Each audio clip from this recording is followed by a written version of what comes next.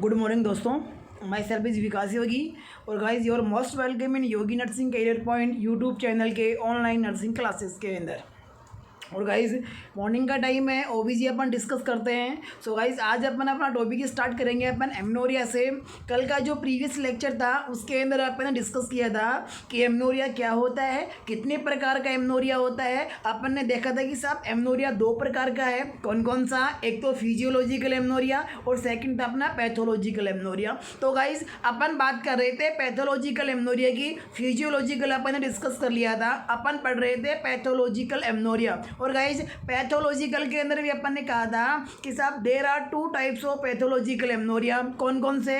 First one is concealed pathological amenorrhoea और second one is true या फिर real pathological amenorrhoea. अपन ने कहा था कि साहब जो कंसील्ड पैथोलॉजिकल एमनोरिया है ये किस में देखने को मिलता है? क्रिप्टोमेनोरिया के अंदर देखने को मिलता है। और उसके बाद में अपन ने कहा कि साहब जो ट्रू या फिर रियल पैथोलॉजिकल एमनोरिया है, ये ट्रू या फिर रियल पैथोलॉजिकल एमनोरिया किसके अंदर देखने को, यानी कितने प्रकार का होता है? ट्रू या फिर रियल पैथोलॉजिकल एमनोरिया के भी दो टाइप होते हैं गाइज। कौन कौन से? प्राइमरी रियल या फिर ट्रू पैथोलॉजिकल एमनोरिया और सेकेंडरी रियल या फिर ट्रू पैथोलॉजिकल एमनोरिया। दोनों का मतलब मीनिंग डेफिनेशन अपन ने डिस्कस किया था कि साहब प्राइमरी रियल पैथोलॉजिकल एमनोरिया क्या होता है और सेकेंडरी रियल पैथोलॉजिकल एमनोरिया क्या होता है। तो अपन ने कहा था my dear, primary real pathological amenorrhoea का मतलब है कि जब किसी वुमेन की, किसी फीमेल की एज तो मोर देन 16 ईयर हो गई लेकिन अभी तक उसके अंदर मेनार्की स्टैब्लिश नहीं हुई है, यानी कि एक भी बार मेंसेस नहीं आए हैं। तो इस प्रकार के एमनोरिया को अपन किस नाम से जानते हैं? Primary real pathological amenorrhoea. और जो second another type of amenorrhoea है पैथोलॉजिकल का, उसे अपन कहते हैं सेकेंडरी रियल पैथोलॉजिकल एमनोरिया। तो माय डियर अपन बात कर रहे थे सेकेंडरी रियल पैथोलॉजिकल एमनोरिया की अपन बात कर रहे थे। तो गाइज आज अपन डिस्कस करेंगे क्या होता है सेकेंडरी रियल पैथोलॉजिकल एमनोरिया। सबसे पहले अगर अपन मीनिंग की बात करें कि what is secondary pathological amenorrhoea, कि इसका मीनिंग क्या है, होता क्या है, किसे कहते हैं, किसे है सेकेंडरी पैथोलॉजिकल एमनोरिया। तो माय डियर ध्यान रखना कि जब सेकेंडरी पैथोलॉजिकल एमनोरिया का है कि साहब एज तो 16 ईयर से ज़्यादा है और पहले मेंसेस स्टैब्लिश भी हो चुके हैं, मेनार्की स्टैब्लिश भी हो चुके हैं, पहले 3, 4, 5, 6 साल तक अच्छे खासे मेंसेस आ रहे थे, पीरियड्स आ रहे थे, लेकिन अब अचानक से पीरियड्स आना बंद हो गए हैं। तो गाइज जब एज मोर देन 16 ईयर हो, प्रीवियसली मेनार्की स्टैब्लिश हो, लेकिन 8% मेंसेस क्या हो? एब्सेंट हो। तो गाइज इस प्रकार के एमनोरिया को अपन क्या कहते हैं? सेकेंडरी रियल या फिर ट्रू पैथोलॉजिकल एमनोरिया। अब आप जरा ध्यान दीजिएगा कि साहब पहले मेनार्की स्टैब्लिश हो गई है, पहले 2 साल 4 साल 5 साल 6 साल तक मेंसेस चल रहे थे, अच्छे खासे नॉर्मल चल रहे थे, लेकिन अब अचानक से मेंसेस बंद हो गए हैं, सीजेस हो गए, स्टॉप हो गए, एब्सेंट हो गए। इसका मतलब इस वुमेन की बॉडी में, इस फीमेल के अंदर कोई ना कोई डिजीज कंडीशन हुई है, कोई ना कोई पैथोलॉजी डेवलप हुई है, जिसकी वजह से पहले पैथोलॉजी नहीं थी इसलिए पहले मेंसेस चल रहे थे, लेकिन अब डिजीज कंडीशन डेवलप हो गई है जिससे कि अब मेंसेस क्या हो गए हैं? बंद हो गए हैं। तो माय डियर अपन यहाँ पे जानना चाहेंगे कि सेकेंडरी पैथोलॉजिकल एमनोरिया के क्या क्या कॉजेज हैं। इससे पहले अपन ने primary real pathological amenorrhoea causes discuss किए थे, जिनमें मोस्ट कॉमन कॉज था प्राइमरी रियल पैथोलॉजिकल एमनोरिया का टर्नर सिंड्रोम। इसके अलावा सेकंड मोस्ट कॉमन कॉज था क्या? MARKH मार्क सिंड्रोम, यानी कि मेयर रोकेटेंस्की हुस्टर कुसेरे सिंड्रोम, जिसके अंदर मुलेरियन डक का प्रॉपर डेवलपमेंट नहीं होता है, मुलेरियन डक कंजेनाइटल एनामोली होती है जिससे यूट्रस मिस हो जाता है, और जब यूट्रस मिस हो गया तो मेंसेस भी नहीं आएंगे, परमानेंटली मेंसेस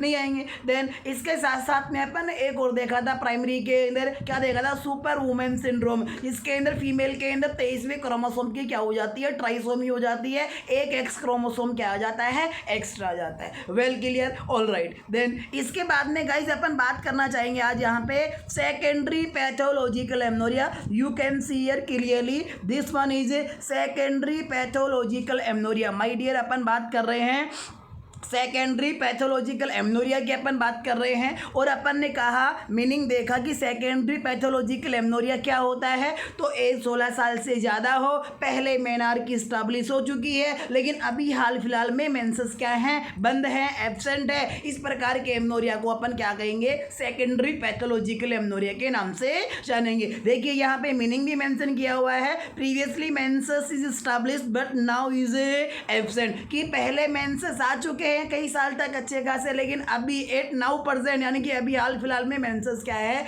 एब्सेंट है। तो इस प्रकार के एमनोरिया को अपन किस नाम से जानते हैं माय डियर, पैथोलॉजिकल। वो भी कौन सा पैथोलॉजिकल, सेकेंडरी, ट्रू या फिर रियल पैथोलॉजिकल एमनोरिया कहेंगे। Clear, all right. देन इसके बाद में गाइज नेक्स्ट अपन बात करना चाहेंगे कि आखिर वो क्या कारण है, आखिर वो क्या कोजेज है, आखिर वो कौन से डिजीज कंडीशन है जिसकी वजह से पहले मेंसेस आ गए और अब मेंसेस आना बंद हो गए, अब मेंसेस स्टॉप हो गए। तो माय डियर अपन यहाँ पे बात करना चाहेंगे causes of secondary pathological amenorrhoea, कि साहब आखिर वो क्या क्या कारण हैं जिनकी वजह से सेकेंडरी पैथोलॉजिकल एमनोरिया देखने को मिलता है। माय डियर अभी अपन बात कर रहे हैं कोजेज की, कारणों की बात कर रहे हैं कि आखिर किन किन कारणों से सेकेंडरी पैथोलॉजिकल एमनोरिया देखने को मिलता है। So guys now we are going to discuss a causes of a secondary pathological amenorrhoea. और गाइज इनमें से वन ऑफ द इम्पोर्टेंट और सबसे पहले जो कोज अपन डिस्कस करने वाले हैं, जिसका नाम आप जानते हो,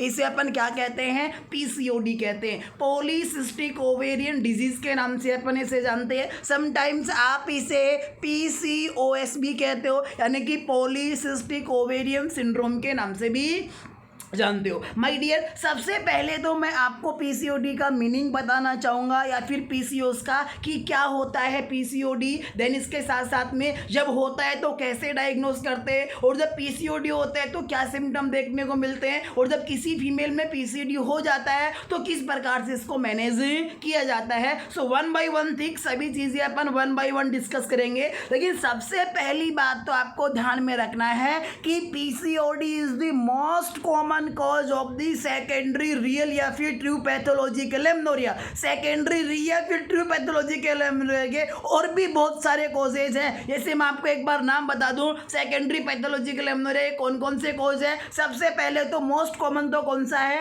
पीसीओडी है, इसके बाद में सियांस डिजीज है, इसके बाद में हाइपोथायरॉयडिज्म है, हाइपरथायरॉयडिज्म है, और जीएनआरएच डिफिशियंसी है। तो my dear there are 5 causes of the secondary real pathological amenorrhoea, और इन 5 में से अपन पहला और मोस्ट कॉमन जो कॉज है पीसीओडी, वो अपन डिस्कस करने जा रहे हैं। जरा ध्यान दीजिएगा, बड़ी इंपॉर्टेंट चीज है, एग्जाम में बहुत से बार पीसीओडी से क्वेश्चन आता है, और पहला क्वेश्चन तो यहाँ से ये आता है कि सेकेंडरी पैथोलॉजिकल एमनोरिया का मोस्ट कॉमन कॉज क्या है। ये भी 2019 के अंदर एमपीसीओ के अंदर भी आया था, इससे पहले जीएमसीएस के अंदर भी आया था, रेक के अंदर भी आया था, और ये ऋषिकेश एम्स के अंदर भी ये क्वेश्चन पुट अप हुआ है, और माय डियर आगे भी इन फ्यूचर ये क्वेश्चन पुट अप होता रहेगा। इसलिए ध्यान रखना है कि सेकेंडरी पैथोलॉजिकल एमनोरिया का जो मुख्य कारण है, जो सबसे बड़ा कारण है, जो मेन कोज है, जो मोस्ट कॉमन कोज है, वो क्या है, पीसीओडी यानी कि पॉलीसिस्टिक ओवेरियन डिजीज, और अदरवाइज वी कैन से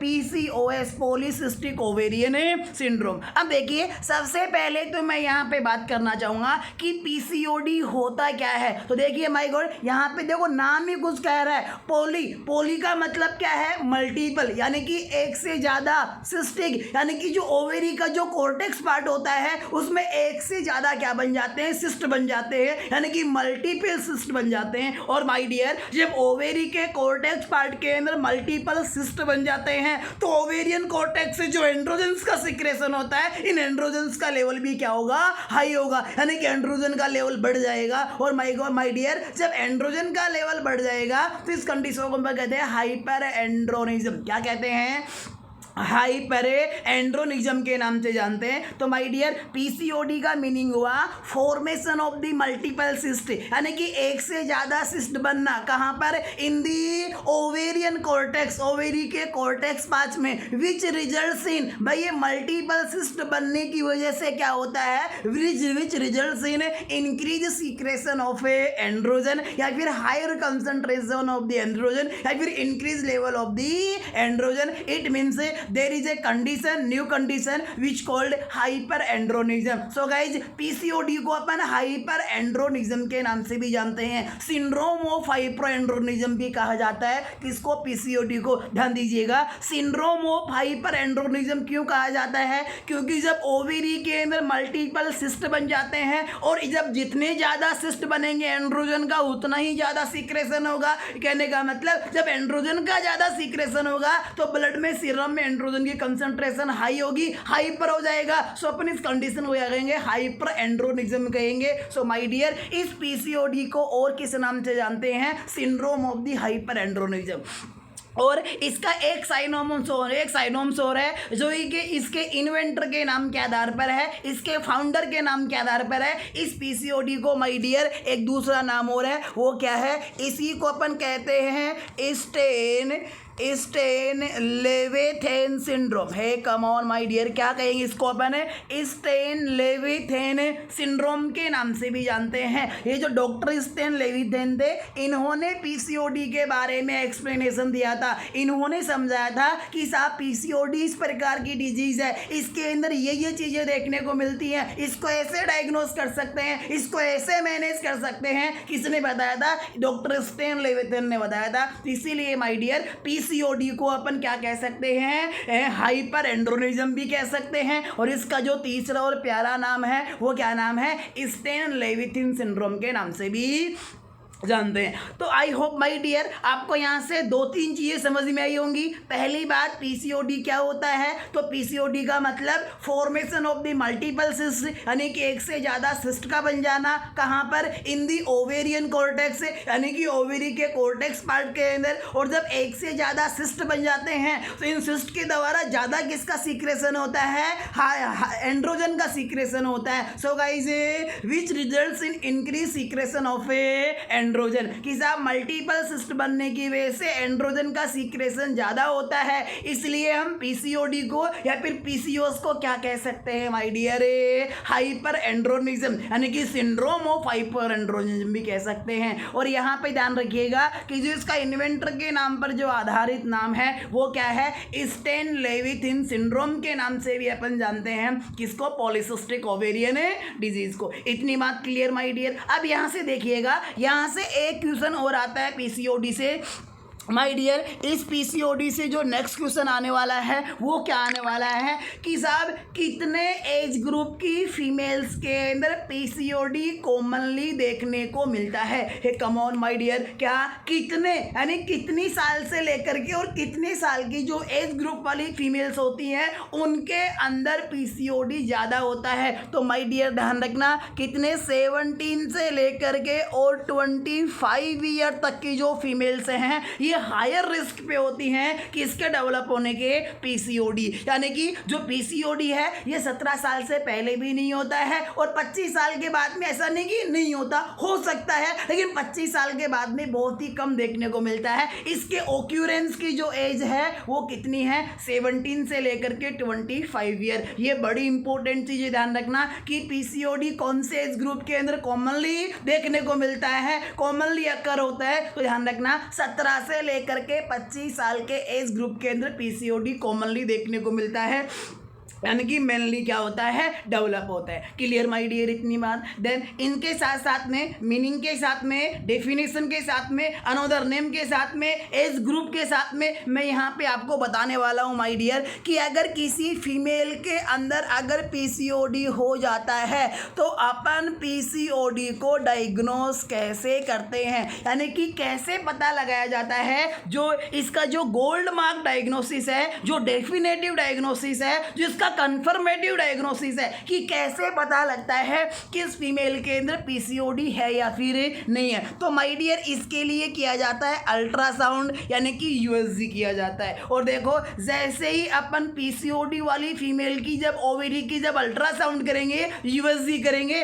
तो देखना यहाँ पर जो ओवेरी जो होती है, जो आलमंड शेप की स्ट्रक्चर है माय डियर, इस ओवेरी का एक डिफरेंट अपीयरेंस देखने को मिलता है। जहाँ से भी एक इंपॉर्टेंट क्वेश्चन आता है, क्योंकि अपन भली बात ही जानते हैं कि साहब इस प्रकार की आलमंड शेप की क्या होती है अपनी ओवेरी होती है। ओवेरी का ये अंदर का मेडुला पार्ट हो गया, और ये जो व्हाइट कलर का है ये कौन सा पार्ट है? कोर्टेक्स पार्ट है। तो अपन ने क्या कहा कि ओवेरी के कोर्टेक्स पार्ट के अंदर इस प्रकार से क्या बन जाते हैं? मल्टीपल सिस्ट बन जाते हैं। एक से ज़्यादा क्या बन जाते हैं? सिस्ट बन जाते हैं, गांठें बन जाती हैं। तो माय डियर, जैसे ही इस फीमेल की अपन जब यूएसजी करते हैं तो यूएसजी के अंदर इस ओवेरी के अंदर इस प्रकार से क्या दिखते हैं? सिस्ट लाइक स्ट्रक्चर दिखते हैं। और अगर इस स्ट्रक्चर को, इस डायग्राम को, इस शेप को, इस अपीयरेंस को एक अलग तरीके से अपन देखते हैं, ध्यान रखना, वुमेन जो श्रृंगार के अंदर नेकलेस पहनती हैं, गले के अंदर क्या पहनते हैं? गले के अंदर इस प्रकार से जो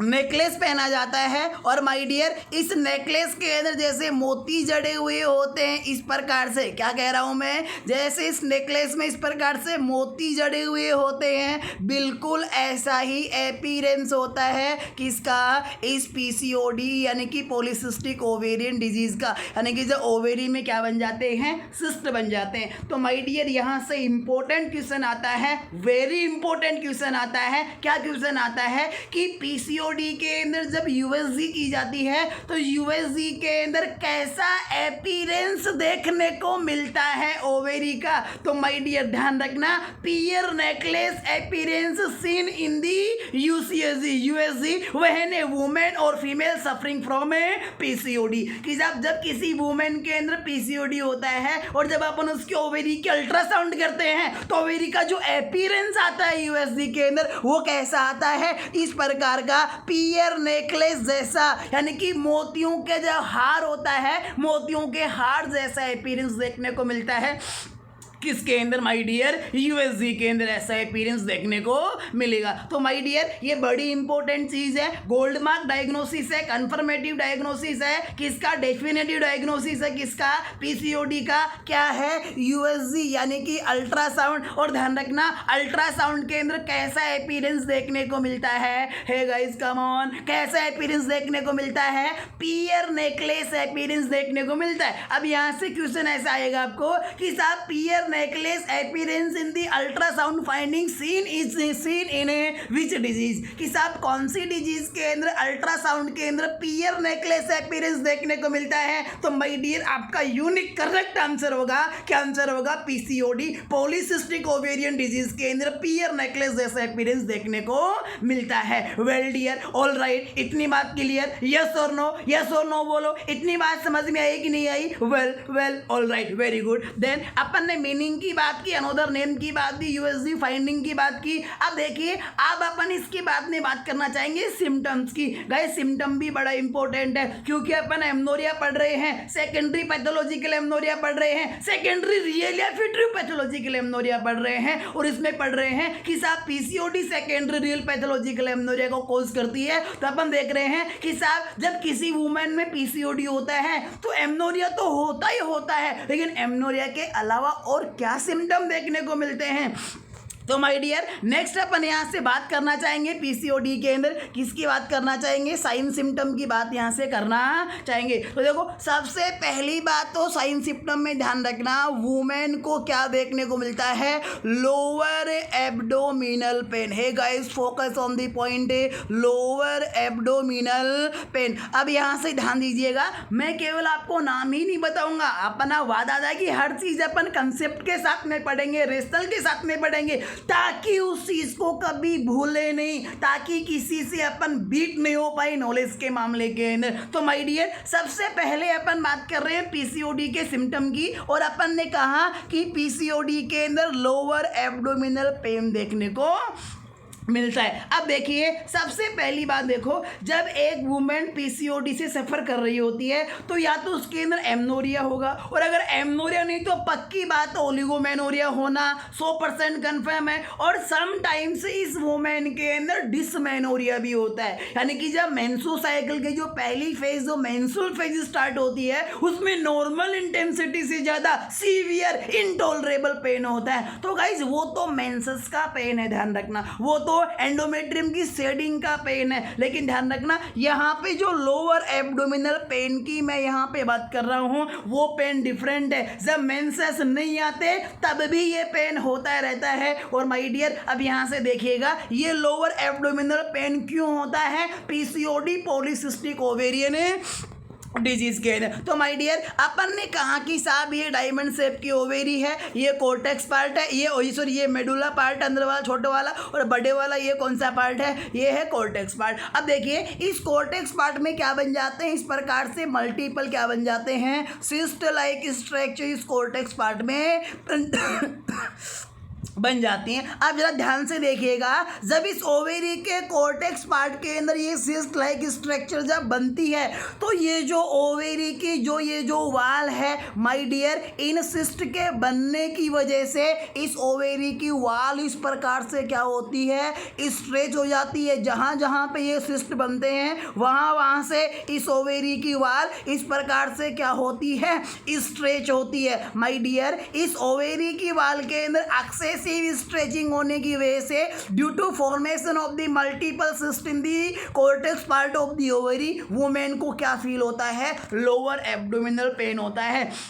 जैसे मैं आपसे यहाँ कहूँ कि भाई अगर अपन अपनी स्किन को अगर थोड़ा सा स्ट्रेच करे तब तो पेन नहीं होता है, लेकिन अभी जोर से फोर्सफुली अगर कोई अपनी अगर स्किन को स्ट्रेच करता है तो अपने को क्या फील होता है, पेन फील होता है। माय डियर इसी प्रकार जब ओवेरी के कोर्टेक्स पार्ट के अंदर जब ये सिस्ट बनते हैं और इन सिस्ट के बनने की वजह से ओवेरी की वाल इस प्रकार से क्या होती है, स्ट्रेच होती है। और माय डियर जब ओवेरी की वाल इस प्रकार से स्ट्रेच होती है तो क्या देखने को मिलता है, लोअर एब्डोमिनल पेन, क्योंकि जो ओवेरी होती है वो लोअर एब्डोमेन के अंदर होती है, इसलिए पेन कहाँ होगा, लोअर एब्डोमेन में देखने को मिलेगा। सो माय डियर पहला सिम्टम तो यहाँ से हुआ पीसीओडी का, lower abdominal pain. Then lower abdominal pain के बाद में दूसरा सिम्टम अपन यहाँ से डिस्कस करेंगे, वो अपन कहेंगे menstrual abnormality. Hey guys focus on the point, क्या कहेंगे, menstrual abnormality. My dear PCOD के अंदर 3 प्रकार की मेंस्ट्रुअल एबनॉर्मलिटी देखने को मिलती हैं। कौन कौन सी मेंस्ट्रुअल एबनॉर्मलिटी देखने को मिलती हैं, ध्यान दीजिएगा जरा। सबसे पहले बात तो कहें कि साहब पीसीओडी के अंदर क्या होता है, क्या होता है, डिसमेनोरिया। डिसमेनोरिया का मतलब है माय डियर यहाँ पे कि साहब जब भी मेंसेस आते हैं तो मेंसेस की जो मेंस्ट्रुअल फेज होती है, ब्लीडिंग फेज होती है, उसमें पेन तो नॉर्मली सबको होता है, लेकिन जब कोई वुमेन पीसीओडी से सफ़र कर रही होती है तो उसके अंदर इनटॉलरेबल पेन देखने को मिलता है, जिससे अपन क्या कहते हैं, डिसमेनोरिया। अब यहाँ ध्यान दीजिएगा, ये इनटॉलरेबल पेन क्यों होता है, ये डिसमेनोरिया क्यों होता है, क्योंकि पीसीओडी के अंदर मल्टीपल सिस्ट बने हैं और इन मल्टीपल सिस्ट से एंड्रोजन का सिक्रेशन ज्यादा हो रहा है। और माय डियर ये एंड्रोजन एस्ट्रोजन और प्रोजेस्टेरोन की एक्टिविटी को इनहिबिट कर रहे हैं, जिससे मेंस्ट्रुअल साइकिल में ये डिसमेनोरिया नाम की एब्नॉर्मलिटी देखने को मिल रही है। देन डिसमेनोरिया के साथ साथ में मेंस्ट्रुअल एब्नॉर्मलिटी में होता है ओलिगोमेनोरिया। है guys come on focus on the point, क्या होता है,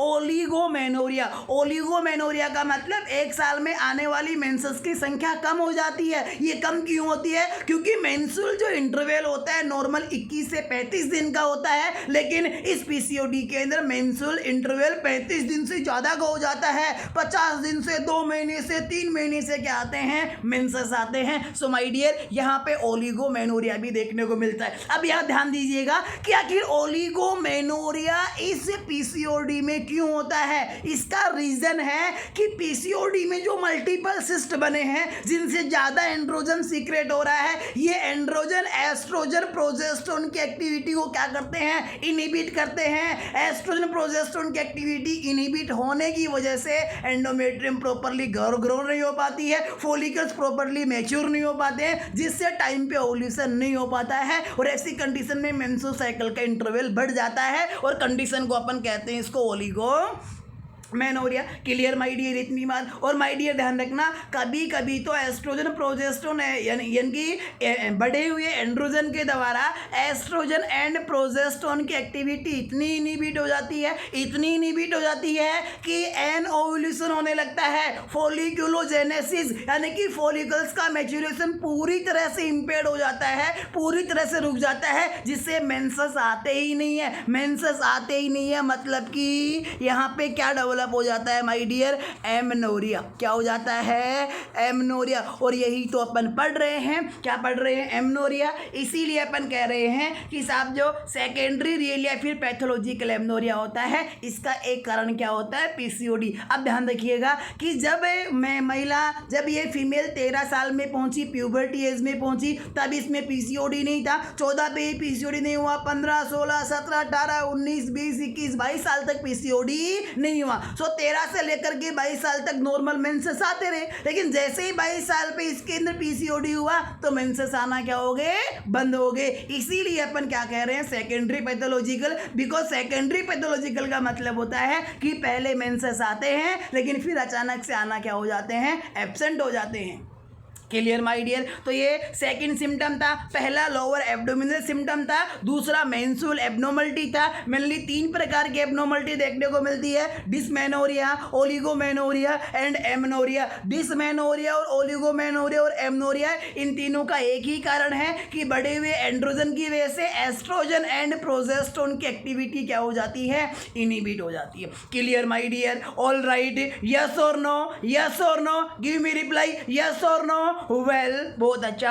अब ध्यान दीजिएगा कि साहब लोअर एब्डोमिनल पेन और यहाँ से मेंस्ट्रुअल एब्नॉर्मलिटी के अलावा और क्या सिम्टम यहाँ से देखने को मिलते हैं। तो माय डियर, मैं आपको तीसरा सिम्टम यहाँ से बताने जा रहा हूँ, पीसीओडी का, पॉलीसिस्टिक ओवेरियन डिजीज का। बड़ा इंपॉर्टेंट है, ध्यान दीजिएगा। आपने नाम सुना होगा कि भाई पीसीओडी वाली महिला की बॉडी के ऊपर हेयर्स ज़्यादा होते हैं, लोअर एब्डोमिनल के ऊपर बहुत ज़्यादा हेयर होते हैं, और पुरुषों की तरह इस पीसीओडी वाली महिला के अंदर दाढ़ी मूछें आने लग जाती हैं, चेहरे पर भी हेयर ग्रो करने लग जाते हैं और लोअर एब्डोमेन पे भी हेयर ग्रो करने लग जाते हैं। तो अब यहाँ से ध्यान दीजिएगा, इस जब किसी वुमेन की बॉडी के ऊपर एक्सेसिव हेयर ग्रो करते हैं तो माय डियर इस कंडीशन को अपन टर्म के अंदर क्या कहते हैं, हिर्स्यूटिज्म।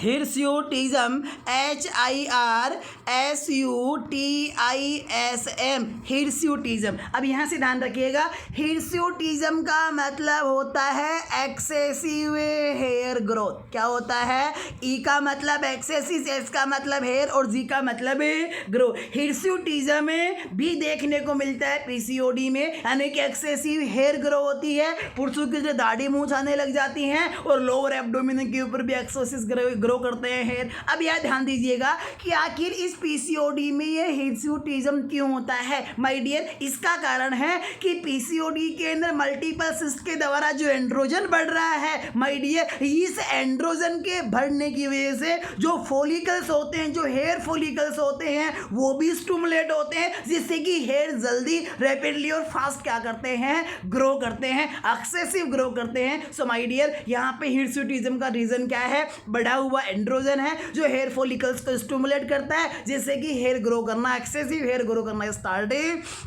कर देते हैं। ये तीसरा सिम्टम हुआ पीसीओडी का। देन इसके बाद में अगर अपन यहाँ से फोर्थ सिम्टम की बात करना चाहें पीसीओडी का, तो गाइज वो मेरा फोर्थ सिम्टम है एकैंथोसिस। ये guys focus on the point है, acanthosis, ACANTHOSIS, acanthosis nigricans, acanthosis nigricans, NIGRICANS। अब यहाँ से देखिएगा, एक तो एकैंथोसिस है, एकैंथोसिस निग्रिकेंस। अब देखिए, जब अपन मेंस्ट्रुअल साइकिल पढ़ रहे थे, ओवेरियन साइकिल पढ़ रहे थे, कॉर्पस ल्यूटियम पढ़ रहे थे, तो मैंने वहाँ पे आपको 4 चीज़ें बताई थी कि रुब्रा एक लैटिन वर्ड है जिसका मतलब रेड होता है, ल्यूटियन भी एक लैटिन वर्ड है जिसका मतलब क्या होता है, येलो होता है, एल्बिगेंस, एल्बिगेंस भी एक लैटिन वर्ड है जिसका मतलब क्या होता है, व्हाइट होता है, और निग्रम भी एक लैटिन वर्ड है जिसका मतलब क्या होता है, ब्लैक होता है। तो निग्रिकेंस किससे बना है? निग्रम से बना है, और निग्रम का मतलब क्या है? ब्लैक है। और एकेंथोसिस, एकेंथोसिस का मतलब यहाँ पे है यानी कि थिक है, यानी कि हार्ड है, यानी कि मोटी। यानी कि पीसीओडी पॉलीसिस्टिक ओवेरियन डिजीज के अंदर जो वुमेन होती है, जो फीमेल होती है जिसमें पीसीओडी हुआ है, उसकी स्किन डार्क हो जाती है, ब्लैक हो जाती है। पुरुषों की तरह उसकी स्किन हार्ड हो जाती है, थिक हो जाती है। यानी कि स्किन का हार्ड, थिक एंड ब्लैक होना क्या कहलाता है? एकेंथोसिस निग्रिकेंस के नाम से अपन इसे जानते हैं। ऑल राइट माई के लिए माई डियर, तो देखिए यहाँ पर ये एकेंथोसिस निग्रिकेंस किसकी वजह से होता है? ये पी एंड्रोनिज्म की वजह से होता है, हाइपर एंड्रोनिज्म की वजह से होता है, एंड्रोजन्स का लेवल बढ़ने की वजह से होता है। क्योंकि बढ़े हुए एंड्रोजन जो अपनी मेलेनोसाइट्स हैं, जो मेलेनिन नाम के पिगमेंट का सिक्रेशन करती हैं, और यही मेलेनिन अपनी स्किन के कलर को डिटरमाइन करता है। तो माई डियर, ये बढ़ा हुआ एंड्रोजन मेलेनोसाइट्स को स्टिमुलेट करता है, जिससे मेलेनोसाइट्स की एक्टिविटी ज़्यादा बढ़ती है, जिससे कि मेलेनिन का प्रोडक्शन ज़्यादा होता है, जिससे कि स्किन कैसी हो जाती है? डार्क ब्लैक हो जाती है, और साथ साथ के अंदर क्या देखने को मिलती है? मोटी, थिक हो जाती है, हार्ड हो जाती है पुरुषों की तरह। तो my dear, acanthosis is also one of the sign of a PCOD polycystic ovarian disease. Then इसके बाद में नेक्स्ट अपन बात करना चाहेंगे एकेंथोसिस के बाद में अपन यहाँ से कहना चाहेंगे कि साहब और क्या सिम्टम देखने को मिलता है? तो माय डियर, और मैं यहाँ से कहूँगा एन ओव्यूल्यूशन। क्या कहूँगा? एन ओव्यूल्यूशन। एन ओव्यूल्यूशन, देखो एन का मतलब क्या होता है? एन एब्सेंट, और ओव्यूल्यूशन का मतलब है कि साहब ग्राफिन फॉलिकल रप्चर होकर के सेकेंडरी oocyte ओवम ओवरी से रिलीज नहीं होता है। तो इनकी absence of the ovulation is also seen in the polycystic ovarian disease. अब यहाँ से ध्यान देखिएगा कि ये एब्सेंस क्यों होता है ओव्यूल्यूशन? क्योंकि पीसीओडी में जो एंड्रोजन बढ़ा है, और ये बढ़ा हुआ एंड्रोजन एस्ट्रोजन प्रोजेस्टेरोन की एक्टिविटी को इनहिबिट करता है, इसी की वजह से क्या देखने को मिलता है माय डियर? एन ओव्यूल्यूशन। यानी कि ओव्यूल्यूशन भी क्या हो जाता है? एब्सेंट हो जाता है। और माय डियर, जब ओव्यूल्यूशन नहीं होगा तो क्या ये वुमेन फर्टाइल कंडीशन में रहेगी? क्या ये फर्टिलाइजेशन हो पाएगा इसके अंदर? क्या ये प्रेगनेंसी कंसीव कर पाएगी? नेवर, कभी भी नहीं कर पाएगी। सो एन ओव्यूल्यूशन होगा तो यहाँ पर फीमेल में, वुमेन में क्या देखने को मिलेगी माय डियर? इनफर्टिलिटी भी देखने को मिलेगी। तो my dear, those are the symptoms of the polycystic ovarian disease. कौन कौन से हैं? लोअर एब्डोमिनल पेन है, मेंस्ट्रुअल एब्नॉर्मलिटी है, इसमें डिस्मेनोरिया, ओलिगोमेनोरिया एंड एमनोरिया शामिल है। इसके अलावा एक्सेसिव हेयर ग्रोथ जिसे अपन हिर्सुटिज्म कहते हैं, स्किन डार्क हो जाती है और थिक हो जाती है, जिसे अपन एकेंथोसिस निग्रिकेंस कहते हैं। इसके अलावा एनोवल्यूशन देखने को मिलता है, और इनफर्टिलिटी देखने को मिलती है किसके अंदर? पीसीओडी के अंदर। Clear my dear? अब यहाँ पे ध्यान रखिएगा। अब देखो यहाँ पे सिस्ट बना है, देखो इसका परमानेंट और अच्छा इलाज तो केवल यही होगा कि सिस्ट को क्या किया जाए? रिमूव किया जाए। लेकिन ध्यान रखना गाइज, ये सिस्ट पूरी तरह से रिमूव नहीं। अगर माना कि अगर इनिशियल स्टेज है तो ऐसी कंडीशन में सिस्टेक्टमी के द्वारा सिस्ट को रिमूव किया जा सकता है। लेकिन अगर ये प्रोग्रेस कर गया और पूरे कोर्टेक्स पार्ट में अगर फैल गया तो फिर सिस्ट भी रिमूव नहीं हो पाएगा, फिर कंडीशन प्रोग्रेस कर जाएगी। फिर या तो ये हमेशा के लिए इनफर्टाइल ही रहेगी, इनफर्टिलिटी का शिकार रहेगी, या फिर ओवेरी को ही रिमूव ही करना पड़ेगा, यानी कि ओफोरेक्टमी करनी पड़ेगी। लेकिन जब इनिशियल स्टेज में जब ये कंडीशन डायग्नोस हो जाती है, और मोस्टली 99% स्टार्टिंग में डायग्नोस हो जाती है, क्योंकि यहाँ पे या तो ओलिगोमेनोरिया होता है, डिस्मेनोरिया होता है, या एमनोरिया होता है, तो वुमेन डॉक्टर के पास में चली जाती है कि साहब मेरे को ओलिगोमेनोरिया, डिस्मेनोरिया, फिर एमनोरिया हो रहा है। तो डॉक्टर उससे रिलेटिव क्या करता है? डायग्नोसिस करता है, जिससे कि अर्ली स्टेज के अंदर पता लग जाता है, और जैसे ही पता लगता है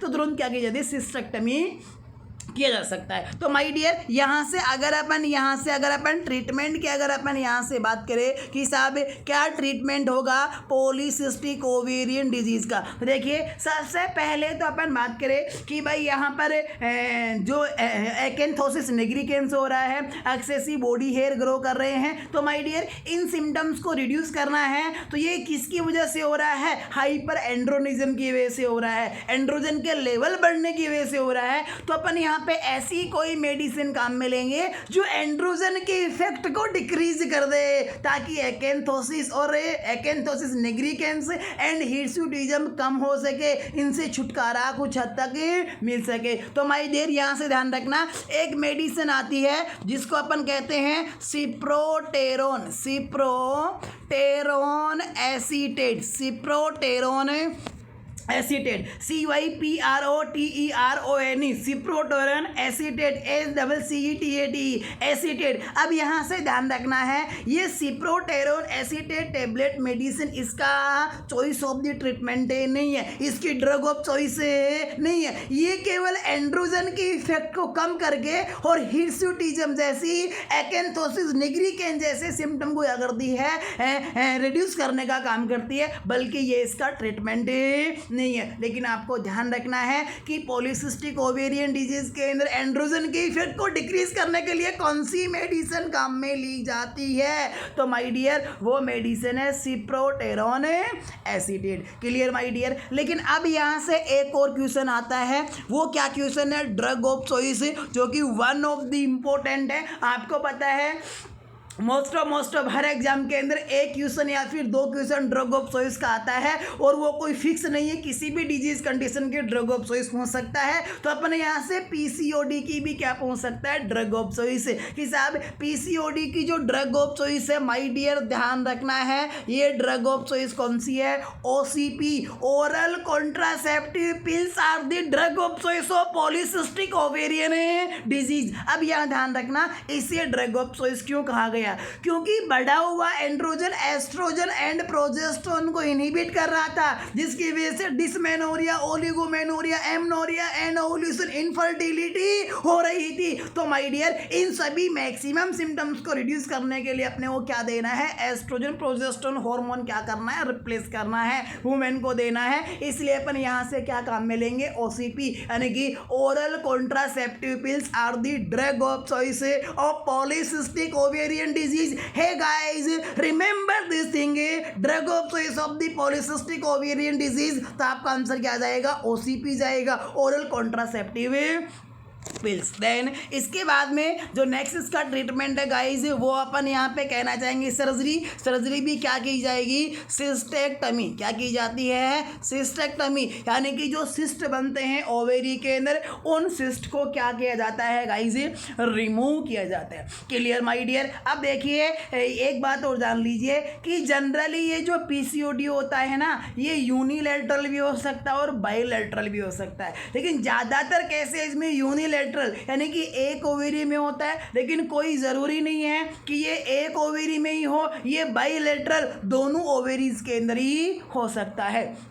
तो माय डियर ये क्या था, अपना पीसीओडी था, पॉलीसिस्टिक ओवेरियन डिजीज था, जो कि मोस्ट कॉमन कोज होता है किसका, सेकेंडरी पैथोलॉजिकल, सेकेंडरी या फिर सेकेंडरी रियल पैथोलॉजिकल एमनोरिया का। Clear my dear. जो इंपॉर्टेंट चीज़ है ध्यान रखना, पीसीओडी को हाइपरएंड्रोनिज्म कहते हैं, पीसीओडी को अपन क्या कहते हैं, स्टीन लेविथिन सिंड्रोम कहते हैं। 17 से 25 साल के बीच में कॉमनली ये देखने को मिलता है, कितने ईयर के बीच में, 17 to 25 ईयर के बीच में।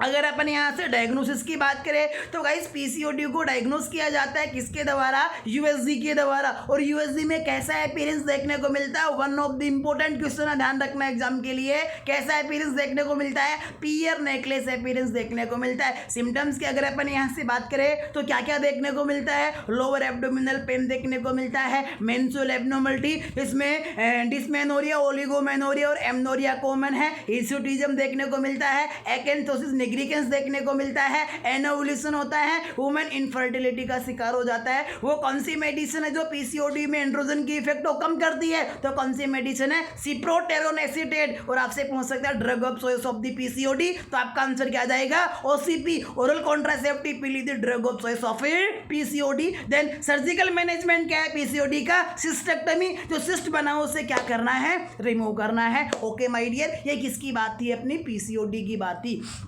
तो एक बार अपन फिर रिवर्स आ जाते हैं, थोड़ा सा बैक आ जाते हैं, रिवर्स गियर डाल लेते हैं। अपन माय डियर किसकी बात कर रहे थे? सेकेंडरी रियल या फिर ट्रू पैथोलॉजिकल एमनोरिया की बात कर रहे थे अपन, जिसका मीनिंग अपन ने डिस्कस कर लिया था। और जो कोज होता है, कोजेस की बात कर रहे थे। पहला कोज अपन डिस्कस किया पीसीओडी, और सेकेंड कोज होता है सेकेंडरी रियल पैथोलॉजिकल एमनोरिया का, जिसे अपन कहते हैं सीहान्स डिजीज।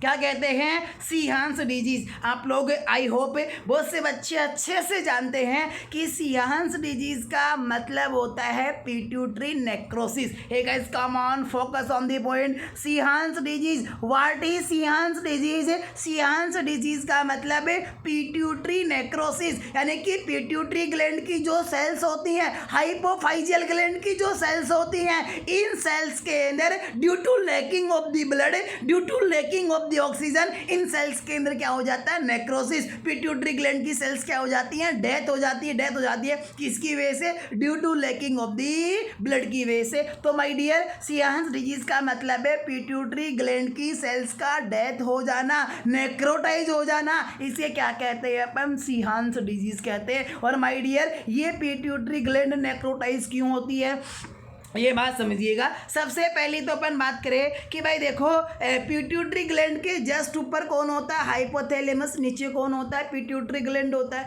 तो अगर किसी वजह से हाइपोथैलेमस के अंदर ट्यूमर बन जाए तो हाइपोथैलेमस की साइज बढ़ेगी, और जब हाइपोथैलेमस की साइज बढ़ेगी तो हाइपोथैलेमस के जस्ट पास से होकर ये गुजरती है पिट्यूटरी ग्लैंड को O2 ब्लड सप्लाई करने वाली आर्टरी। कौन सी आर्टरी? हाइपोफाइजियल आर्टरी, जो इंटरनल कैरोटिड आर्टरी की क्या होती है? ब्रांच होती है। तो माय डियर होता क्या है कि जब हाइपोथैलेमस में कोई ट्यूमर बन जाता है तो जो पिट्यूटरी ग्लैंड को ब्लड सप्लाई करने वाली कौन सी आर्टरी है? हाइपोफाइजियल आर्टरी है। ये हाइपोफाइजियल आर्टरी कंप्रेस हो जाती है, दब जाती है, ऑब्स्ट्रक्ट हो जाती है, जिससे पिट्यूटरी ग्लैंड को प्रॉपर ब्लड नहीं मिल पाता है। और जब ब्लड नहीं मिलेगा तो O2 भी नहीं जाएगी पिट्यूटरी ग्लैंड को, और जब ऑक्सीजन नहीं जा रहा है, ब्लड नहीं जा रहा है, न्यूट्रिशंस नहीं जा रहे हैं पिट्यूटरी ग्लैंड को, तो ऐसी कंडीशन में पिट्यूटरी ग्लैंड्स की डेथ, पिट्यूटरी ग्लैंड की सेल्स की डेथ हो जाएगी। और जब किसी सेल की, किसी भी ऑर्गन के सेल्स की अगर डेथ होती है due to lacking of the blood, तो इसे कहते हैं अपन नेक्रोसिस। क्या कहेंगे?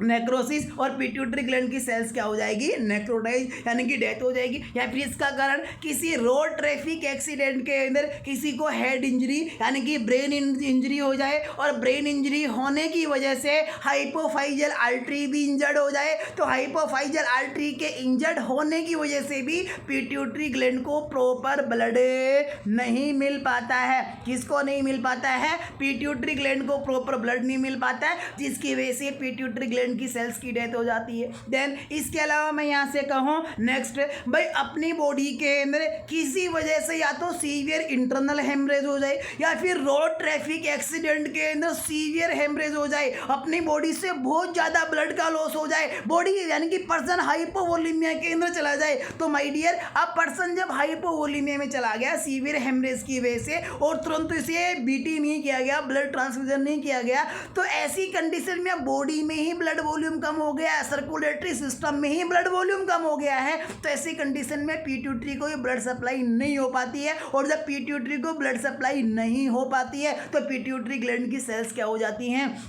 नेक्रोसिस हो जाती हैं। अब यहाँ से एक चीज़ देखना, जैसे कि एक एग्जांपल आता है अपने ऑब्स्टेट्रिक के अंदर आता है पोस्टपार्टम सीहान्स डिजीज। क्या?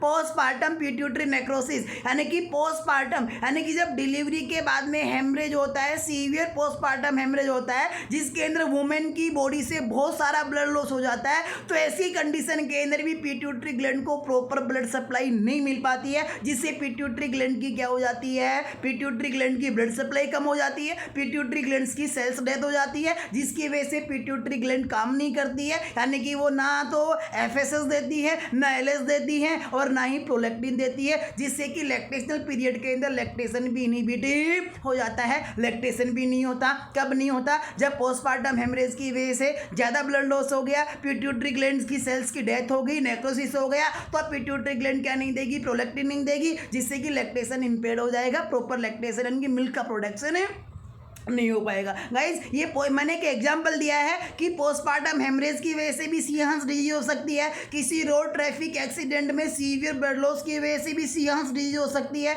इसके अलावा ब्रेन ट्यूमर या फिर हाइपोथैलेमस में ट्यूमर होने की वजह से या फिर ब्रेन इंजरी होने की वजह से, किसी वजह से हाइपोफाइजियल आर्टरी ऑब्स्ट्रक्ट हो जाती है, इंजर्ड हो जाती है और पिट्यूटरी ग्लैंड की ब्लड सप्लाई रुक जाती है, जिससे कि पिट्यूटरी ग्लैंड की सेल्स के अंदर क्या होने लग जाता है, नेक्रोसिस होने लग जाता है। Clear dear. तो गाइज अब देखिए, जब किसी भी वजह से, चाहे से एक्सीडेंट की वजह से, चाहे से ट्यूमर की वजह से, चाहे से पोस्टमार्टम हेमरेज, किसी भी वजह से जब पिट्यूटरी ग्लैंड की सेल्स में नेक्रोसिस होता है, यानी कि पिट्यूटरी ग्लैंड की सेल्स के अंदर डेथ हो जाती है, यानी कि सीहांस डिजीज। अब देखिए, पिट्यूटरी ग्लैंड की सेल्स की डेथ होगी, तब सोचिए क्या आप पिट्यूटरी ग्लैंड अपना प्रॉपर फंक्शन कर पाएगी। और पिट्यूटरी ग्लैंड का फंक्शन क्या होता है, हार्मोन रिलीज करना। तो ड्यू टू, यानी कि after necrosis in the pituitary gland, pituitary gland can secret proper hormone. क्या पिट्यूटरी ग्लैंड की सेल्स की डेथ के बाद में क्या पिट्यूटरी ग्लैंड अपने हार्मोन सीक्रेट कर पाएगी? क्या एफएसएस दे पाएगी? नहीं दे पाएगी। क्या एलएस दे पाएगी? नहीं दे पाएगी। जब एफएसएस नहीं देगी, फॉलिकल कहाँ से मैच्योर होंगे, कहाँ से ग्राफियन फॉलिकल बनेगा? और जब फॉलिकल स्टिमुलेट नहीं होंगे, ग्राफियन फॉलिकल नहीं बनेगा, मुझे बताओ कहाँ से एस्ट्रोजन आएगा, कहाँ से प्रोजेस्टेरोन आएगा, कहाँ से एंडोमेट्रियम ग्रो करेगी? और जब ग्रो नहीं करेगी तो कहाँ से एंडोमेट्रियम की सेटिंग होगी? कहने का मतलब सीहांस डिजीज में एफएसएच और एलएच नहीं देने की वजह से एंटीरियर पिट्यूटरी क्या हो जाती है, मेंसोसाइकिल एब्सेंट हो जाती है, यानी कि एमनोरिया हो जाता है। और इस प्रकार के एमनोरिया को अपन क्या कहते हैं, सेकेंडरी पैथोलॉजिकल एमनोरिया। क्योंकि जब इस वुमेन में सीहांस डिजीज नहीं थी, उससे पहले अच्छे खासे मेंसेस आ रहे थे, लेकिन जैसे ही सीहांस डिजीज हुई, जैसे ही पिट्यूटरी ग्लैंड में नेक्रोसिस हुआ, जैसे ही एफएसएच एलएच आना बंद हुआ, तो यहाँ पे क्या होगी, मेंसेस एब्सेंट होगी। Clear dear, I hope you understand this thing. Yes और no, give your reply, yes और no. Are you understand my dear, are you understand? समझ में आ रहा है? कहीं ऊपर से तो नहीं जा रहा, कहीं ऊपर से जा रहा हो, ट्राई करना डियर, फोकस करना। अपनी कोई बहुत 10-20 घंटे की क्लास नहीं होती है, ये 1 घंटे 50 मिनट 60 मिनट या फिर 1 घंटे से थोड़ी 5-10 मिनट ज़्यादा हो जाती है, इसलिए फोकस रखना पढ़ाई के ऊपर। अभी नोट्स नहीं बनाना, नोट्स लेक्चर पूरा, लाइव क्लास पूरा होने के बाद में क्या बनाना है, नोट्स बनाना है। क्लियर। देन हाँ, दूसरी बात ध्यान रखना, जो अपन लेक्चर को रिमूव करने का जो मैटर है उसके ऊपर बात करेंगे अपन इवनिंग की क्लास के अंदर। अभी अपन केवल पढ़ेंगे, है ना, इसको मैं लेक्चर को रिमूव नहीं करूँगा, और रिमूव करने की रिगार्डिंग जो गाइडलाइन है और वो मैं आपको इवनिंग के अंदर बताऊँगा। क्लियर। देन गाइज, पीसीओडी और सीहांस डिजीज के अलावा जो नेक्स्ट जो कोज है सेकेंडरी रियल पैथोलॉजिकल एमनोरिया का, माय डियर, वो है Asherman syndrome. Hey come on dear, focus on the point. क्या नाम है, आसरमान सिंड्रोम। अब यहाँ से ध्यान रखना, 2 चीजें होती हैं, एक तो आसरमान सिंड्रोम होता है और एक होती है यूटेराइन सिनेस की। अब यहाँ से देखिएगा, एक मैं यहाँ पे वाइट पेज ले लेता हूँ ताकि मैं आपको डायग्राम के द्वारा इसे समझा सकूँ। देखिएगा माय डियर, ये है अपना यूट्रस है, पियर शेप का यूट्रस है, उल्टी नाशपाती के शेप का यूट्रस है, पायरीफॉर्म शेप का क्या है, यूट्रस है। और माय डियर, ये यूट्रस का फंडस पार्ट है। ये यूट्रस की 3.5 सेंटीमीटर की बॉडी कैविटी है, नीचे आधा सेंटीमीटर का 0.5 सेंटीमीटर का इस्थमस है, 2.5 सेंटीमीटर का सर्विक्स है, और फिर 8 से 10 सेंटीमीटर एक लंबी सुरंग यानी की विजाइना है। क्लियर माय डियर, इतनी बात। अब इसके बाद में ध्यान रखना कि ये जो अपने जो फंडस पार्ट है किसका, फेस है यूट्रस का, ये बॉडी कैविटी है, नीचे इस्थमस है और नीचे सर्विक्स है, फिर कौन है, विजाइना। अब मेरे यहाँ से बात ध्यान में रखने का कि जब ये जो यूट्रस की वाल है, एंटीरियर वाल है यूट्रस की, पोस्टीरियर वाल है, और ये जो lateral wall of the uterus है, ध्यान रखिएगा, जब यूट्रस की एंटीरियर, पोस्टीरियर और लेटरल वाल आपस के अंदर चिपक जाती है, इनके अंदर फाइब्रोटिक टिश्यू फॉर्मेशन की वजह से ये यूट्रस की वाल क्या हो जाती हैं, चिपक जाती हैं, आपस के अंदर टच हो जाती हैं, जिससे कि यूट्रस के अंदर इस प्रकार से जालेनुमा स्ट्रक्चर बन जाती है, यानी कि यूट्रस में क्या पड़ जाता है, जाला पड़ जाता है। किसकी वजह से, यूट्रस की वाल्स के आपस में चिपकने की वजह से। अब देखिए, जब यूट्रस की वाल आपस के अंदर चिपकी हुई है तो माय डियर, अब ऐसे बताओ, जब यूट्रस की वाल ही चिपकी हुई है तो बताओ अब ब्लड कहाँ से होकर के बाहर निकलेगा? भाई देखो, ये यूट्रस है, ये और इसकी बाल अगर यूं आपस के अंदर चिपक जाए तो ब्लड को बाहर निकलने का रास्ता कहाँ से मिलेगा? कहीं से रास्ता नहीं मिलेगा। सो माय डियर, इस आसरमान सिंड्रोम का मतलब होता है कंप्लीट अधेशन ऑफ इंट्रा यूटेराइन वाल, यानी कि इंट्रा यूटेराइन वाल का क्या हो जाए? कंप्लीटली अधेशन, यानी कि चिपक जाती है। तो ऐसी कंडीशन में भी एमनोरिया देखने को मिलता है, ब्लड को बाहर आने का रास्ता नहीं मिलता है। तो माय डियर, आसरमान सिंड्रोम भी किसे कोज करता है? यहाँ पर सेकेंडरी रियल पैथोलॉजिकल एमनोरिया का। अब आपके माइंड में आ रहा होगा कि सर हमें तो ये बताओ,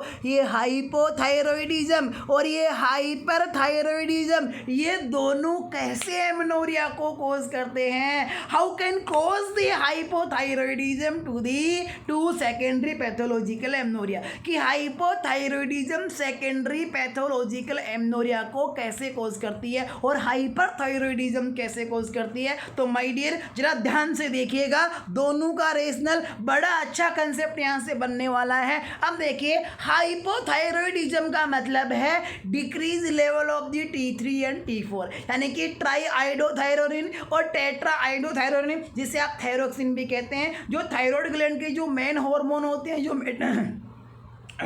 जो मेटाबॉलिक हार्मोन होते हैं, जिन्हें अपन क्या कहते हैं?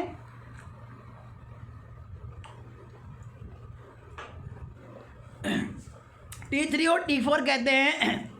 तो माय डियर, हाइपोथायरॉयडिज्म का मतलब है T3 और T4 का लेवल कम हो गया, और T3 और T4 क्या है? मेटाबॉलिक हार्मोन है, बेसल मेटाबॉलिक रेट के लिए रेस्पॉन्सिबल हार्मोन है। हम देखो, हाइपोथायरॉयडिज्म में T3 and T4 both hormone क्या हो गए? कम हो गए। अब जब दोनों हार्मोन कम हो गए तो बॉडी की बेसल मेटाबॉलिक रेट कम हो गई। अब जब बेसल मेटाबॉलिक रेट कम हो गई तो हीट का प्रोडक्शन, एनर्जी का प्रोडक्शन क्या हो गया? कम हो गया। अब जब एनर्जी प्रोडक्शन नहीं हो रहा है तो मुझे बताओ ऑर्गन्स कैसे काम करेंगे? ऑर्गन्स प्रॉपर काम नहीं करेंगे। अब जब ऑर्गन्स प्रॉपर काम नहीं करेंगे, यानी कि ऑर्गन्स में डिसफंक्शनिंग होगी। तो my dear, due to lacking of the T3 and T4 in case of hypothyroidism, decrease metabolic rate कम होती है। मेटाबॉलिक रेट कम होने से एनर्जी प्रोडक्शन कम होता है, और एनर्जी प्रोडक्शन कम होने से ऑर्गन्स के अंदर डिसफंक्शनिंग देखने को मिलती है। और माय डियर, ये डिसफंक्शनिंग ओवेरी के अंदर भी होती है, यानी कि ओवेरियन डिसफंक्शनिंग होती है। और ओवेरियन डिसफंक्शनिंग क्या होती है? फॉलिकल्स मैच्योर नहीं होते हैं, फॉलिकुलोजेनेसिस इंपेयर्ड हो जाता है, ग्राफियन फॉलिकल मैच्योर नहीं होता है, प्राइमरी फॉलिकल मैच्योर नहीं होता है, ग्राफियन फॉलिकल नहीं बन पाता है, जिसकी वजह से एनोवुलेशन होता है। और एनोवुलेशन होने की वजह से कॉर्पस ल्यूटियम नहीं बनता, जिससे हार्मोन्स बढ़ते ही नहीं है, घटते ही नहीं है, यानी कि वो नेचुरल फिनोमिना नहीं होता है, डिक्रीज एस्ट्रोजन डिक्रीज प्रोजेस्टेरोन का, जिसकी वजह से मेंसेस एब्सेंट हो जाते हैं, यानी कि एमनोरिया हो जाता है। इस चीज़ को आप सिंपल तरीके से समझ सकते हो। कैसे भाई? ये बिल्कुल वैसे ही है, अपना कोई भी व्हीकल है, आपकी बाइक है, आपकी 4 व्हीलर है, तवेरा है, कहने का मतलब मर्सरी है, ओडी है, जो भी है, अगर इनको अगर आप एनर्जी नहीं दो, इनको खाना नहीं दो, इनको आप डीजल पेट्रोल गैस वगैरह CNG वगैरह कुछ नहीं दो, तो क्या ये आपकी गाड़ी काम कर पाएगी? क्या ये गाड़ी चल पाएगी? नहीं, कभी नहीं चल पाएगी। माय डियर, इसी प्रकार से हाइपोथायरॉयडिज्म में T3 और T4 कम होने से, मेटाबॉलिक रेट कम होने से एनर्जी प्रोडक्शन लेवल कम हो जाता है, जिससे ऑर्गन्स में डिसफंक्शनिंग देखने को मिलती है। या फिर अपन अपने ऊपर ही क्यों नहीं लिया गया भाई? अगर अभी अपन अगर 1 दिन 2 दिन तक खाना नहीं खाएं, और भाई अपन 1-2 दिन तक खाना नहीं खाएंगे तो अपनी बॉडी में एनर्जी नहीं बनेगी, तो क्या आपका ब्रेन, क्या आपका हाथ पैर पहले जितना काम कर पाएंगे, पहले जितनी फंक्शनिंग कर पाएंगे? भाई नहीं कर पाएंगे। बिल्कुल ऐसा ही किस में होता है? हाइपोथायरॉयडिज्म में होता है। तो माय डियर, ये तो था हाइपोथायरॉयडिज्म के अंदर एमनोरिया कैसे होता है। Clear my dear? देन अब इसके बाद में आपके माइंड में फिर एक क्वेश्चन और आ रहा होगा कि सर चलो बात हमने मान ली हाइपोथायरॉयडिज्म की, तो लेकिन हाइपरथायरॉयडिज्म के अंदर तो T3 और T4 बढ़ते हैं, हाइपरथायरॉयडिज्म में बेसल मेटाबॉलिक रेट बढ़ती है, हीट प्रोडक्शन, एनर्जी प्रोडक्शन बढ़ता है। तो या महिला यहाँ पर कैसे होता है एमनोरिया? तो माय डियर, यहाँ का कंसेप्ट अलग है, यहाँ का कारण अलग है हाइपरथायरॉयडिज्म का। वो क्या कारण है कि हाइपरथायरॉयडिज्म के अंदर इंक्रीज होते हैं, कौन है? T3 and T4। और ध्यान रखना, यहाँ पर ऑर्गन डिसफंक्शनिंग नहीं होती है, है, ओवेरियन डिसफंक्शनिंग डायरेक्ट नहीं होती है। जो हाइपरथायरॉयडिज्म में T3 और T4 बढ़ रहा है माय डियर, ये बढ़ा हुआ T3 एंड T4 हाइपोथैलेमस से आने वाले GnRH को नेगेटिव फीडबैक देता है, और जब हाइपोथैलेमस के GnRH को नेगेटिव फीडबैक मिलता है बढ़े हुए T3 और T4 से, तो हाइपोथैलेमस से GnRH नहीं आएगा, एनडीडी पिट्यूटरी स्टिमुलेट नहीं होगी, FSH नहीं आएगा, फॉलिकल्स स्टिमुलेट नहीं होंगे, CF नहीं बनेगी, OLH नहीं आएगा तो ओव्यूलेशन नहीं होगा। तो जब ओव्यूलेशन एब्सेंट हो जाएगा तो कहाँ से मेंसेस आएगा। तो माय डियर हाइपरथायरॉयडिज्म का रीजनल है कि बढ़े हुए T3 और T4 GnRH को नेगेटिव फीडबैक देने की वजह से हाइपोथैलेमस GnRH सीक्रेट नहीं करता है, जिसकी वजह से APB FSH LH नहीं देगी, जिससे फॉलिकल स्टिमुलेट नहीं होंगे, ग्राफिन फॉलिकल नहीं बनेगा, एनोवुलेशन होगा, और एनोवुलेशन होगा तो क्या होगा, मेंशन एब्सेंट होंगे, और मेंशन एब्सेंट होंगे तो क्या कहेंगे अपन, एमनोरिया कहेंगे। लेकिन पहले तो मेंसेस आ रहे थे जब हाइपरथायरॉयडिज्म नहीं था, जब इस वुमेन में हाइपरथायरॉयडिज्म नहीं था, इसलिए पहले तो मेंसेस आ रहे थे, लेकिन अब हाइपरथायरॉयडिज्म हो गया इसलिए अब मेंसेस क्या है, एब्सेंट है। तो इसलिए इस एमनोरिया को अपन क्या कहेंगे, secondary pathological amenorrhoea, secondary real pathological amenorrhoea के नाम से जानेंगे। अब देखिए इसके अलावा एक कारण और है, क्या कारण है सेकेंडरी पैथोलॉजिकल एमनोरिया का, GnRH डिफिशियंसी है guys, focus on the point. क्या है GnRH deficiency my dear, GnRH deficiency का मतलब है कि किसी वजह से हाइपोथैलेमस से GnRH क्या हो जाए, कम सीक्रेट हो जाए, GnRH का लेवल डेफिसिट हो जाए, कम हो जाए। अब गाइस देखिए इसका कोई एग्जैक्ट कोज तो नहीं है, ये हो सकता है हाइपोथैलेमस में ब्लड सप्लाई की लेकिंग की वजह से, हाइपोथैलेमस के अंदर ट्यूमर की वजह से, हाइपोथैलेमस में नेक्रोसिस की वजह से, हाइपोथैलेमस में इंजरी की वजह से, हाइपोथैलेमस की सेल डिसफंक्शन की वजह से, किसी भी वजह से अगर GnRH क्या होती है, डिफिशियंसी होती है, तो माय डियर ऐसी कंडीशन के अंदर भी एमनोरिया देखने को मिलता है। और जब GnRH डिफिशियंसी होती है तो ऐसे केस के अंदर ध्यान रखना एक ड्रग ऑफ चॉइस होती है GnRH डिफिशियंसी के अंदर, जो GnRH का एनालॉग होता है, एनालॉग का मतलब लैब के अंदर आर्टिफिशियली सिंथेसाइज किया गया GnRH हार्मोन होता है, जो टेबलेट फॉर्म के अंदर पेशेंट को देते हैं, जिसे आप क्या कहते हो, क्लोमिफेन सिट्रेट। क्या कहते हो गाइस, क्लोमिफेन सिट्रेट। ध्यान रखना जो क्लोमिफेन सिट्रेट होता है ये GnRH एनालॉग होता है, ये हाइपोथैलेमस को स्टिमुलेट करती है GnRH सीक्रेट करने के लिए, और साथ साथ में ये फॉलिकल्स को भी स्टिमुलेट करता है। Clomiphene citrate is the drug of choice in anovulation. जब GnRH की वजह से एनोवुलेशन होता है, GnRH की डिफिशियंसी की वजह से एनोवुलेशन होता है, तो जो ड्रग ऑफ चॉइस है वो कौन सी है, क्लोमिफेन सिट्रेट होती है। इसके अलावा दो मेडिसिन और होती हैं, ग्यूसरलिन और ब्यूसरलिन, ये मैं आपको मल्टीपल जस्टेशन के अंदर पढ़ाऊंगा और भी अच्छे से। ग्यूसरलिन और ब्यूसरलिन ये भी GnRH एनालॉग ही है, ये भी क्या करती हैं, ओवुलेशन को यानी कि ओवुलेशन करवाने के लिए रेस्पॉन्सिबल होती हैं, GnRH को बढ़ा करके GnRH की तरह काम है करके। तो वेल क्लियर माय डियर, ये था अपना सेकेंडरी रियल या फिर ट्रू पैथोलॉजिकल एमनोरिया। क्या होता है, क्यों होता है, किसकी वजह से होता है, और माय डियर यहाँ से हर एक थिंग इम्पोर्टेंट है, हर एक रेशनल इम्पोर्टेंट है। देखिए PCOD यहाँ पर मैं एक बार रिवाइज कर देता हूँ, जो चीज़ें मैंने बताई हैं समझाई हैं वो हर एक चीज़ यहाँ पे मैंने मेंशन की है। आपके नोट्स को ध्यान में रखते हुए जो बच्चे रेगुलर पढ़ रहे हैं, बच्चों रेगुलर पढ़ते रहो, सक्सेस अगर आपको लेनी है पंक्चुअलिटी रखो क्लास के टाइम पे आने के ऊपर। देन PCOD का दूसरा नाम पॉलीसिस्टिक ओवेरियन डिजीज, समटाइम अपन इसे सिंड्रोम भी कहते हैं, another name syndrome of hyperandrogenism, और इसके इन्वेंटर के नाम के आधार पर Stein Leventhal syndrome. Definition formation of multiple system in the ovarian cortex which results androgen results in higher androgen level in the female. और जब हायर एंड्रोजन लेवल होता है यानी कि हाइपरएंड्रोनिज्म होता है तो ये इनहिबिट कर देते हैं किसकी एक्टिविटी को, एस्ट्रोजन और प्रोजेस्टेरोन की। और जब एस्ट्रोजन प्रोजेस्टेरोन की एक्टिविटी रुक जाती है तो क्या होगा, ओलिगोमेनोरिया और एमनोरिया होगा।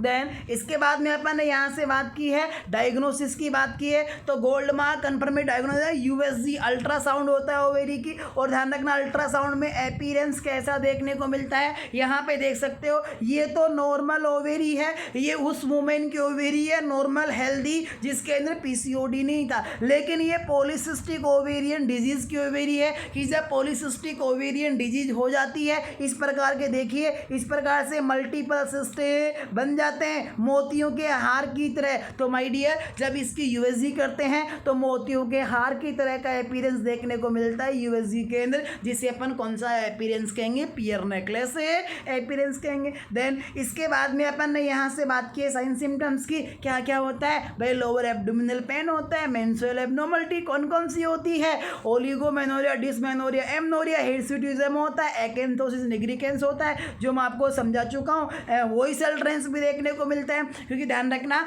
जो अभी अपन प्यूबर्टी के अंदर मैं आपको पढ़ाऊंगा ये सब प्यूबर्टी के जो साइन होते हैं, जो कहने का मतलब ब्रिस्ट डेवलपमेंट है, प्यूबेर की है, एड्रिनर की है, वॉइस है, अल्ट्रेंस है, हाइट का बढ़ना है, मेंसेस का स्टेब्लिश होना है, दाढ़ी मूछू का आना है। तो माइडी इनमें जो वॉइस का जो अल्ट्रेशन होता है, आप कहते हैं कि प्यूबर्टी है, इसके अंदर आवाज़ भारी हो जाती है, आवाज़ चेंज हो जाती है। तो माय डियर इस वॉइस अल्ट्रेंस के अंदर जो इंपॉर्टेंट रोल होता है वो होता है एंड्रोजन का, और यहाँ पर पीसीओडी के अंदर एंड्रोजन का लेवल हायर होता है। तो यहाँ पर हायर होने की वजह से एक बार फिर से वुमेन की आवाज़ भारी हो जाती है, यानी कि वॉइस अल्ट्रेंस देखने को मिलता है। इसके अलावा एनोवुलेशन और इनफर्टिलिटी अपन डिस्कस कर चुके हैं। देन ट्रीटमेंट की अगर अपन बात करें तो एंड्रोजन के इफेक्ट को कम करने वाली एंटी एंड्रोजेनिक इफेक्ट वाली मेडिसिन है वो कौन सी है, सिप्रोटेरेन एसिड। लेकिन वो इंपॉर्टेंट चीज़ है drug of choice of PCOD, तो क्या आंसर जानेगा ओसीपी ओरल कॉन्ट्रासेप्टिव, जो कि अपन पढ़ चुके हैं। सर्जिकल की बात करें तो यहाँ से क्या होगा, सिस्टेक्टमी होगा, यानी कि जो भी सिस्ट बना है ओवेरी के अंदर उस सिस्ट को अपन क्या करेंगे, रिमूव करेंगे। वेल गाइज और माय डियर जो कल का अपना लेक्चर होगा उसमें डिस्कस करेंगे अपन प्यूबर्टी, प्यूबर्टी क्या होती है, क्या क्यों प्यूबर्टी का ऑनसेट होता है, क्या कारण है प्यूबर्टी के ऑनसेट के, कैसे प्यूबर्टी ऑनसेट होती है, क्या क्या साइन होते हैं, कौन से प्यूबर्टी के साइन के लिए कौन सा हार्मोन या कौन सी इवेंट रेस्पॉन्सिबल होती है, कितने प्रकार की प्यूबर्टी होती है और कितने प्रकार की प्यूबर्टी के भी क्या है सब टाइप्स हैं, वो सब टाइप्स पर्टिकुलरली किस प्रकार से काम करते हैं या फिर उनका ऑक्यूरेंस किस प्रकार से होता है, सभी चीज़ें अपन कल की क्लास में डिस्कस करेंगे प्यूबर्टी के अंदर। आज के लिए इतना ही my dear, thanks a lot.